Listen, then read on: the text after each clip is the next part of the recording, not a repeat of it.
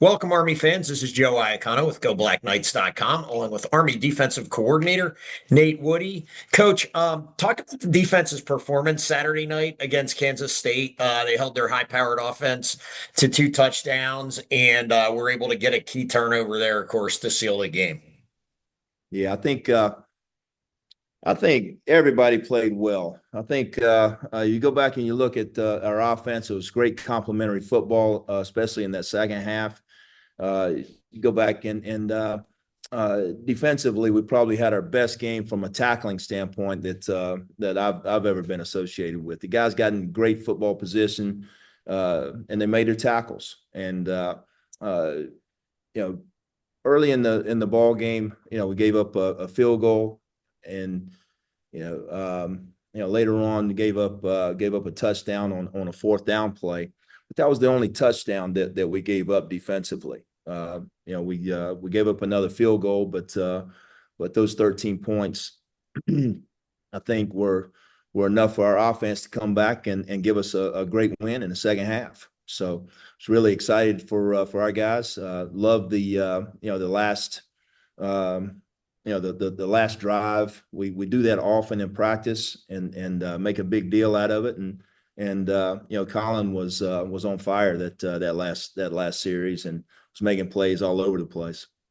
Yeah, I can't recall really ever seeing one Army defender have so many key plays in a row. I don't know if Kansas State was trying to throw the ball his way. I was kind of kidding with him in the post-game presser. It was like, are they picking on you back there or what? But I mean, just for him to make what seemed like three or four plays in a row on that last drive, the two breakups, the interception, just incredible there. Just talk about kind of what you saw from him on that last series. You know what? He's the new guy on the block. He took Max's place, and everybody else in the secondary has had a ton of reps. And Colin's had some good reps for us, this past season, but just not as many. So he's probably a guy that might have been targeted, and that doesn't bother me one bit. I've got an awful lot of confidence in Colin, and I think as they look back at it, there's probably some things that they'd like to have done different. But I thought our guys kept their composure. I thought that Colin was a very confident football player in that ball game, not just that drive. I thought he was in position and did a great job of communicating. He took a position of where he's got to make a lot of calls back there at that safety position, and he did a great job of it. So when and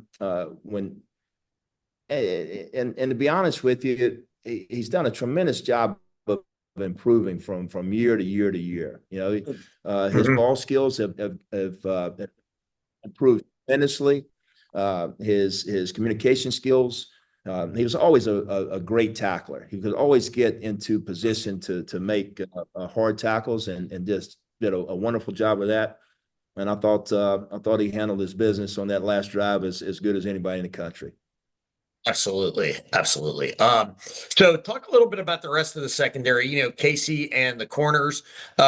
They've actually had two pretty good games, shutting down two really prolific passing attacks in Tarleton and Kansas State. So been pretty impressed with the play of the secondary. Talk a little bit about the corners and Casey and the rest of that group.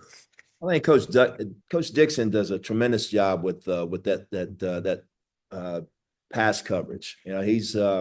He's in charge of that and just has done a tremendous job over several years at coming up with good coverages for us and good schemes. And Coach Verpel's got a couple of safeties back there that everybody in the country would like to have. And so those safeties and corners work well together. I think our linebackers do a tremendous job in pass coverage. So last year, I think we got as many interceptions as we've ever had in probably 50 or 60 years. I don't know exactly what the date was, but it's been a long time since we've gotten 18 picks. And again, start off the season, we get one in a critical point of the game. So you got to look back at that pass defense and tip your hat. So those guys did a great job.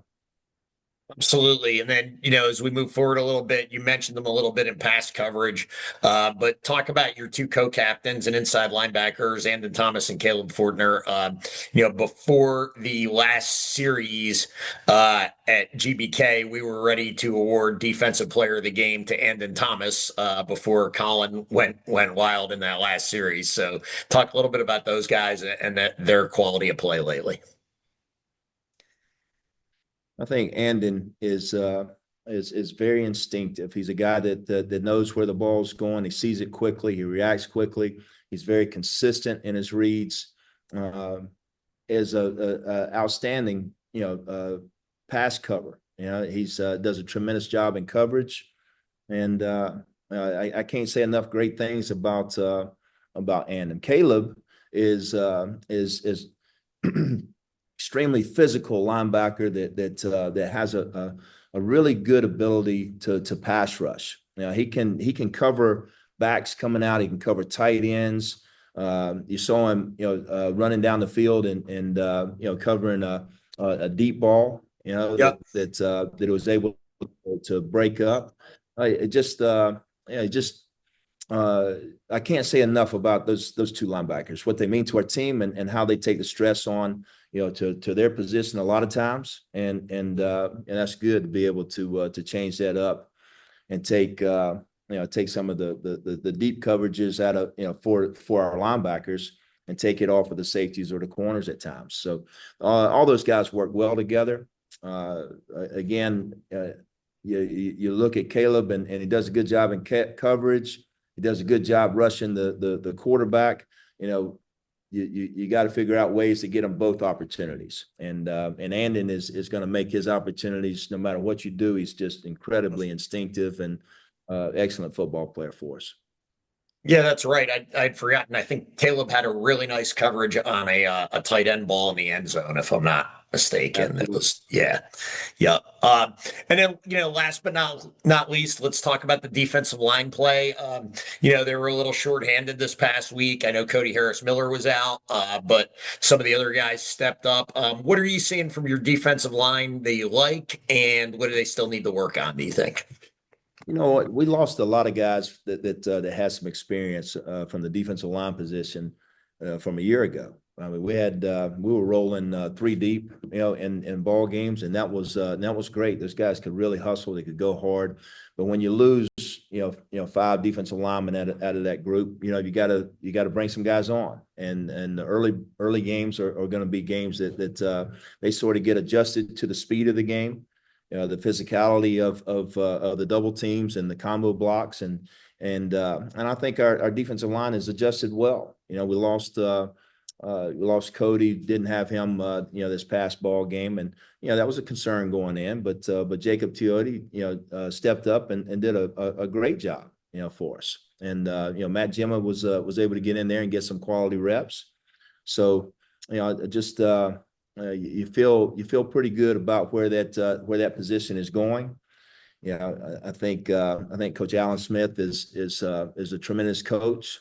He's a guy that played for me years ago, and I've always wanted to hook up with him and hopefully get him coaching for us. And this is a time where he's bringing a younger, less experienced group on and doing a great job with them. Well, that's awesome. And, what do you hope to accomplish really over the next week and a half before you face a pretty talented North Texas offense? I think one of the things that you try to do in a bye week is get better at the things that from a fundamental standpoint that you need to get better at. From a game plan, you may get a few extra reps, for the team, but you really want to focus on certain personnel groupings and certain things that you might not be doing as well, on the field, that you just need to get corrected.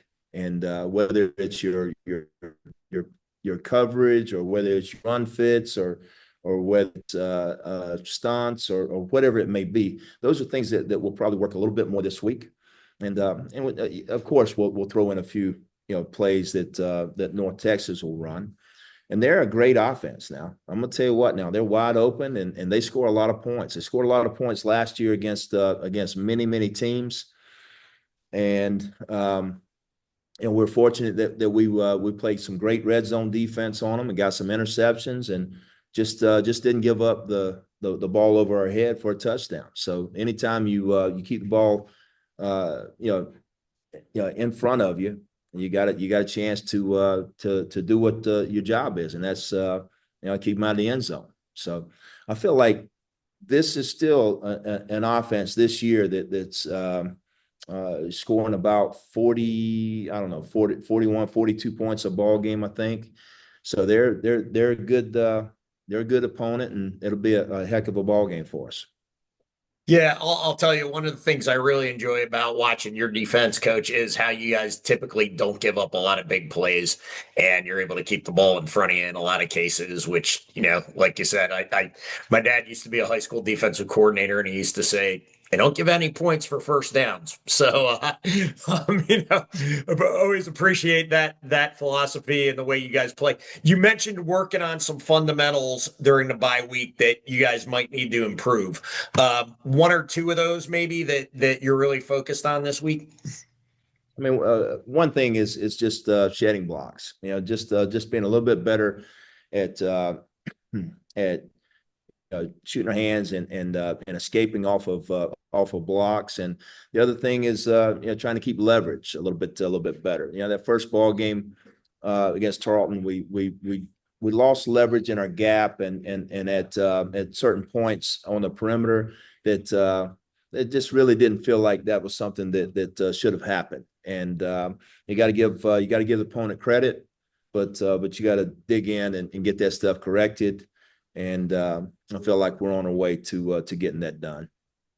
Awesome. Well, Coach Woody, thanks for your time. We always appreciate it here at GBK.